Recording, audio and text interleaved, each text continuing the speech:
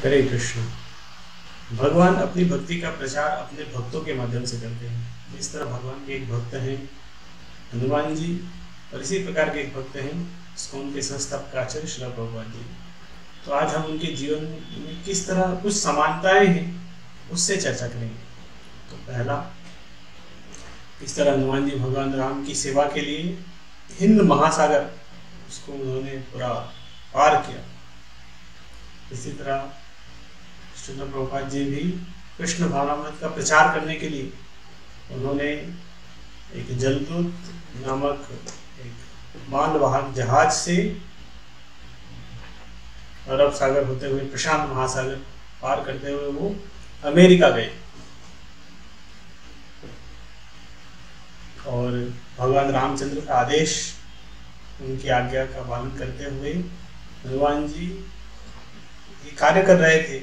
और भगवान को भी पूरा विश्वास था कि हनुमान जी इस तरह कार्य करेंगे। बहुत सारे वानर जा रहे थे सीता माता की खोज करने के लिए, लेकिन विशेष रूप से भगवान रामचंद्र ने हनुमान जी को कुछ आभूषण दिए थे। उन्हें पहले से इस तरह विश्वास था कि ये जरूर इस तरह अपने कार्य में सफल होंगे। उन्होंने कुछ आभूषण देके, अगर आप सीता माता से मिलते हैं तो ये आभूषण को दिखाइएगा। तो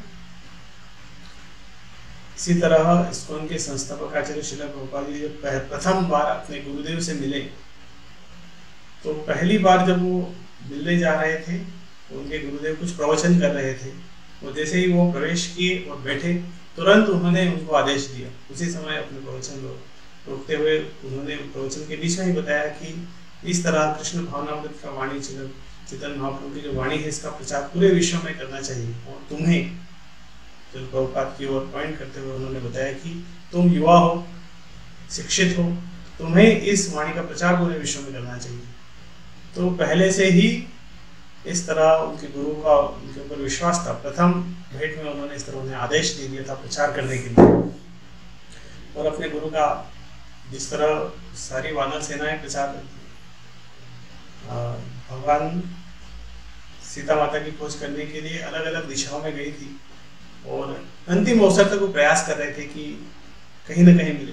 इस तरह एक वानर सेना का ग्रुप, जिसमें हनुमान जी, अंगद, सभी वानर थे, ये भी खोज करते करते दक्षिण में एकदम सागर तक आ गए थे, अंतिम पड़ाव तक आ गए थे, लेकिन उन्हें कोई अवसर नहीं मिला था।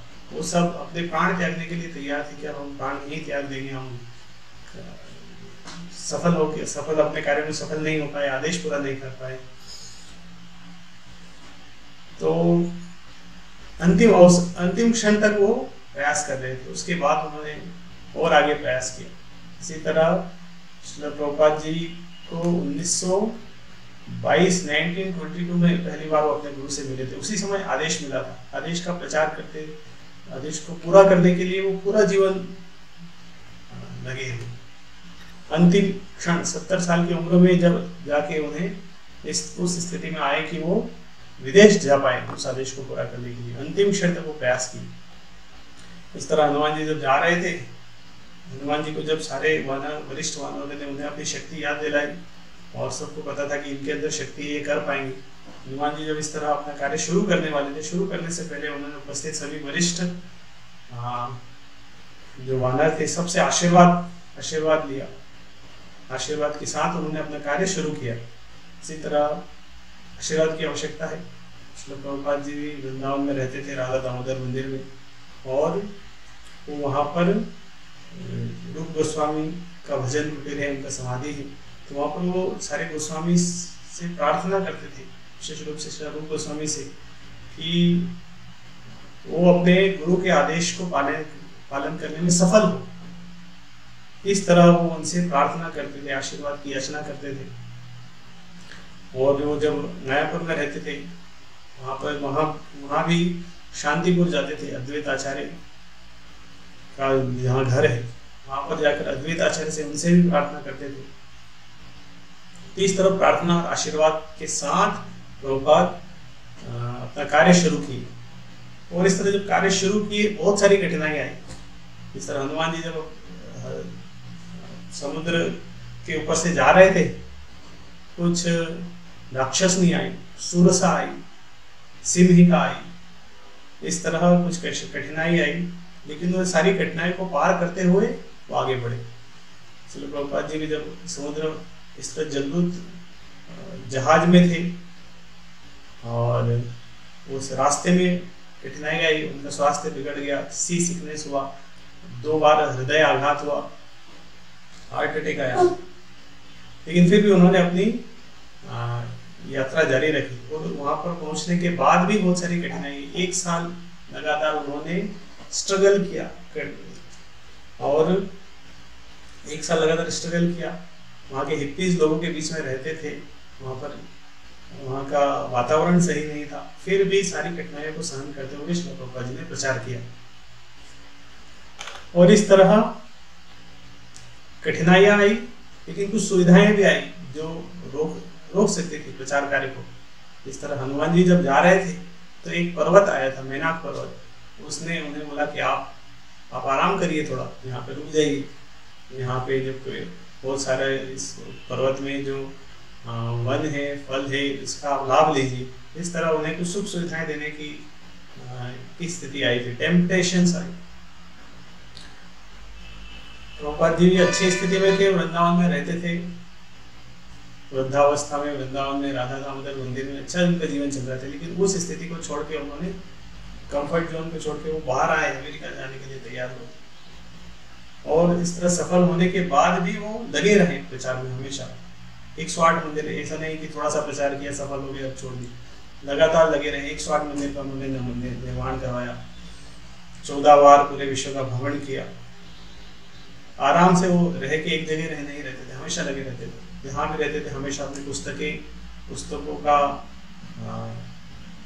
ट्रांसलेशन करते थे, श्रीमद् भागवतम का ट्रांसलेशन करते। अंतिम क्षण तक प्रभुपाद इस तरह आराम नहीं किए, हमेशा वो लगे रहे।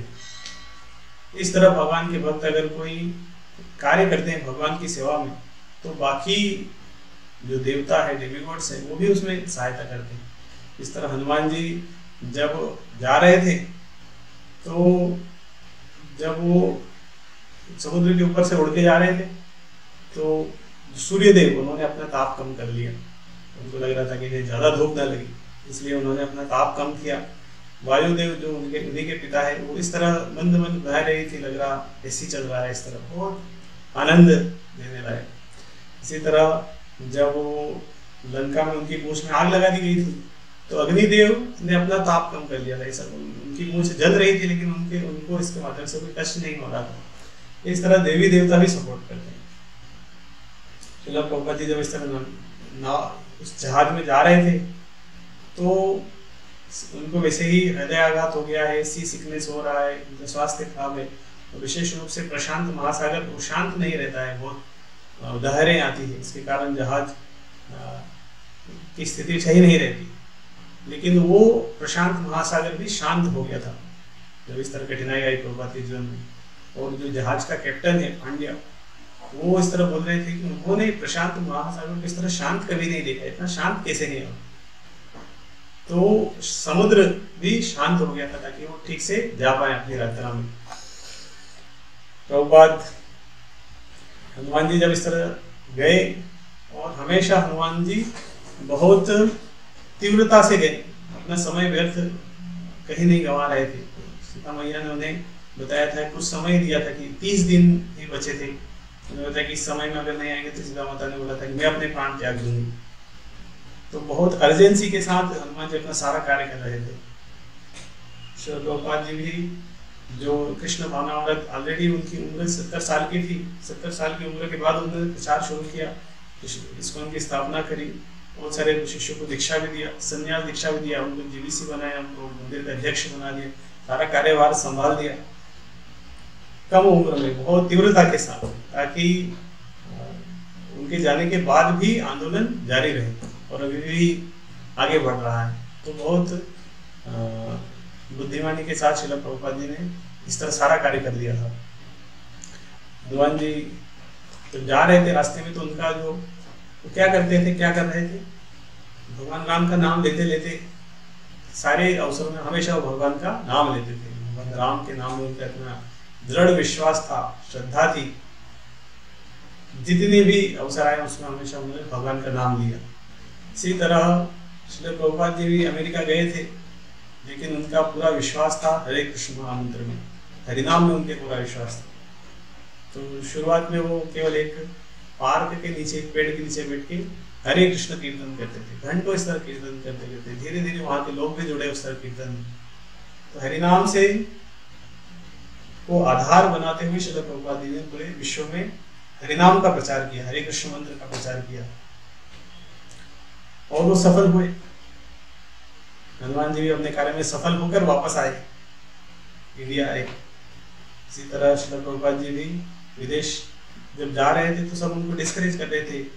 सुमति मुरारी जी उन्होंने बोला था कि आप वृद्ध है, जा नहीं पाएंगे, वहाँ पे बहुत ठंड है, खाना ठीक से नहीं मिलेगा, आपकी मृत्यु हो सकती है। लेकिन प्रभुपाद एक साल इस तरह संघर्ष करते करते प्रचार करने के बाद सफल वापस आए भारत देश में, अपने शिष्यों के साथ में वापस आए। और सभी आश्चर्यचकित है कि किस तरह एक भारत के एक सन्यासी इस तरह विश्व में प्रचार करके विदेशी लोगों को भक्त बना के आए।